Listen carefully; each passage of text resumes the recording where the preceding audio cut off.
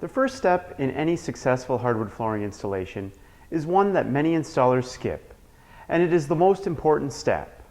I'm talking about checking the moisture content of the hardwood flooring and the subfloor.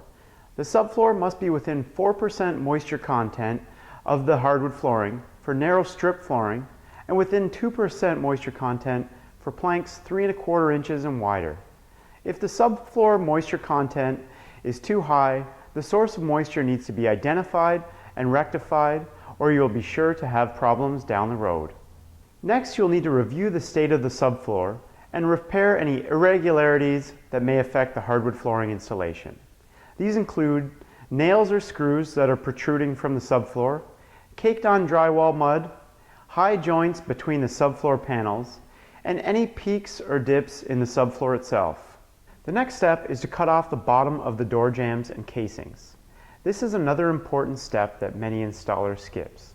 It not only makes the installer's job easier, but provides a much better looking finish. It also allows the wood flooring to move freely underneath. If the installer doesn't undercut the door jambs and installs the wood flooring tightly against the door jambs or casings, it restricts the movement of the wood, not allowing it to move naturally with changes in humidity. It also provides a gap that normally installers will fill with caulking. Before beginning the installation, you'll need to make sure the subfloor is swept and vacuumed. You want to start your installation on a clean surface free of debris. Most installers will start their installation against one wall. For this video, we are going to start the installation in the center of the room. Starting in the center of the room is not necessary for a small space like this, but it is crucial in large areas. Starting in the center of the room has two benefits. Number one, if the room is not entirely square, starting in the center allows you to split the difference. For example, if the room is out of square by 1 inch, starting along one wall would mean the flooring would be out of square by 1 inch on the other wall, which would be quite noticeable.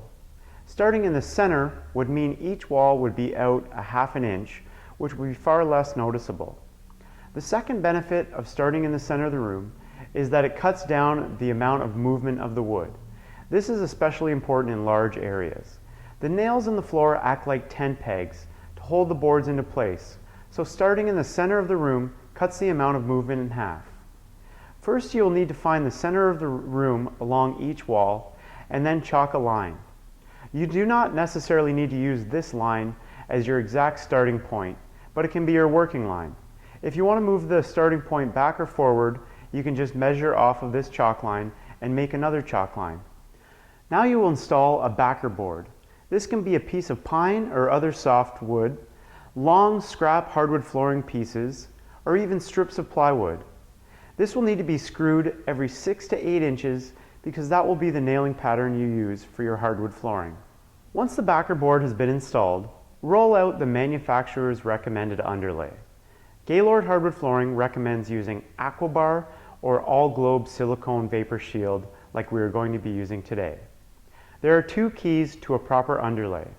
You want an underlay that doesn't block the moisture completely like a plastic sheet, and you definitely don't want to use something that will wick moisture like a felt paper.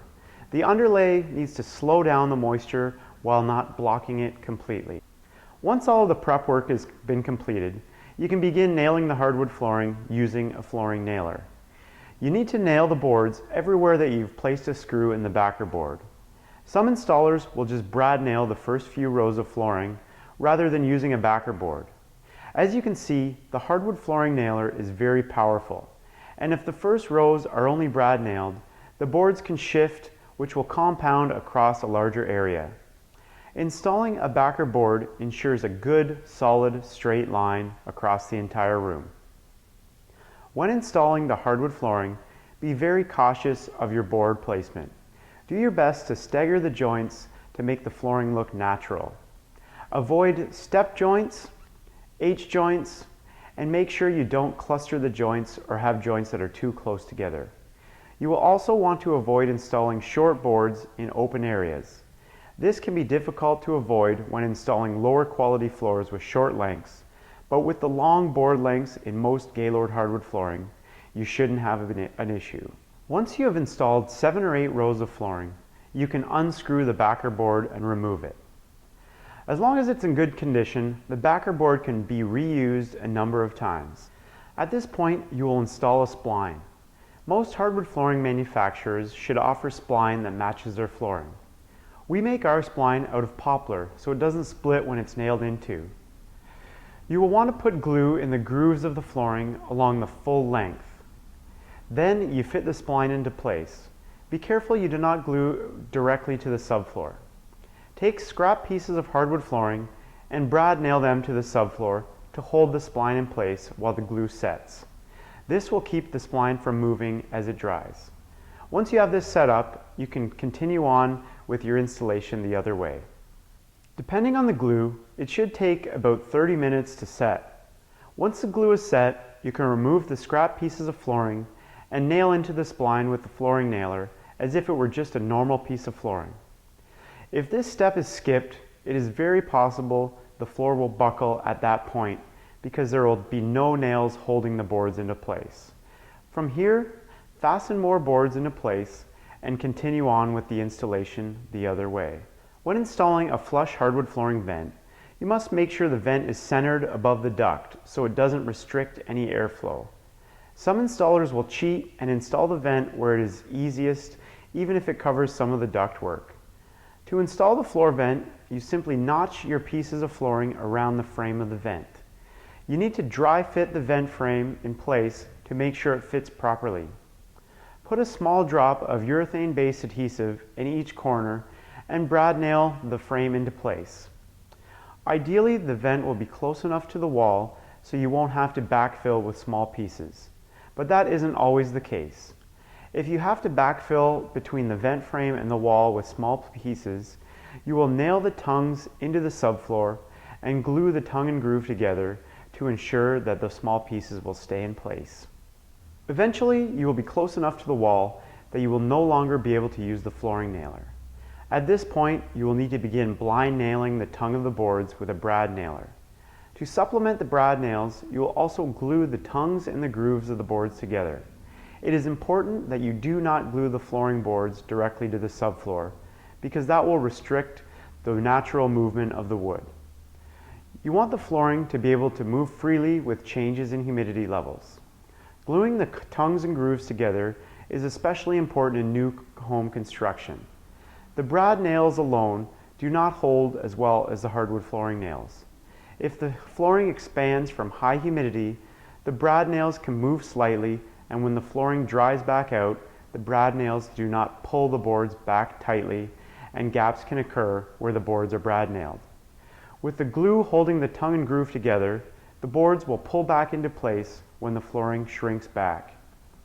Since you don't have the force of the flooring nailer to get the boards into place, you will either need to use a chisel and pull the boards into place by hammering it into the subfloor and pulling the boards into place, or a pry bar of some kind.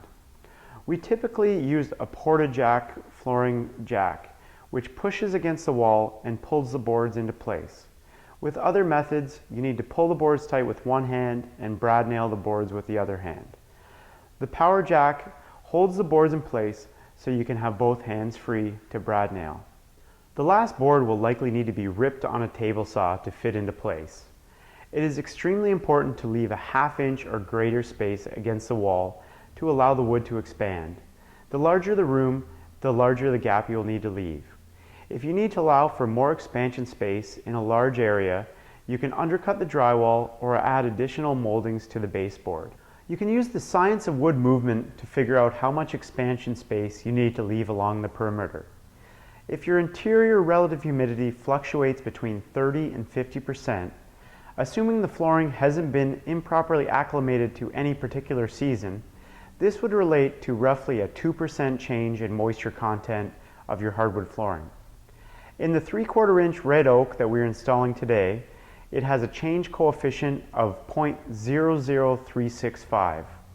This means that each board could expand by 0.023725 inches. This doesn't seem like much, but across this 10-foot room equals 0.877825 inches. We're leaving a ½ inch expansion space on both sides, which is adequate for this room, but wouldn't be enough in a larger room.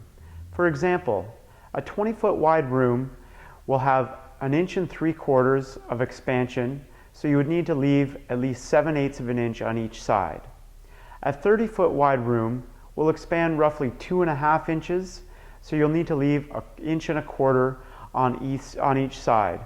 For more information on calculating wood movement, check out that section of our installation guidelines. Since you will not be able to angle the brad nailer and nail into the tongue, the last row or two will need to be face nailed. If you are lucky, the face nails will be covered by the moldings. Otherwise, you will need to fill the nail holes with matching wax or putty. At this point, the hardwood flooring is installed, but your job isn't finished. It is extremely important to clean up your mess. Take away all garbage and clean the floor. You could do an excellent job installing the hardwood flooring, but if you leave a mess, that is what the client will remember most.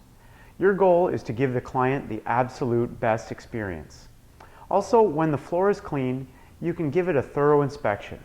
If you notice any damage or deficiencies, you can repair it on the spot and avoid having a callback. If you are a do-it-yourselfer, I really hope this video helps you complete your hardwood flooring installation.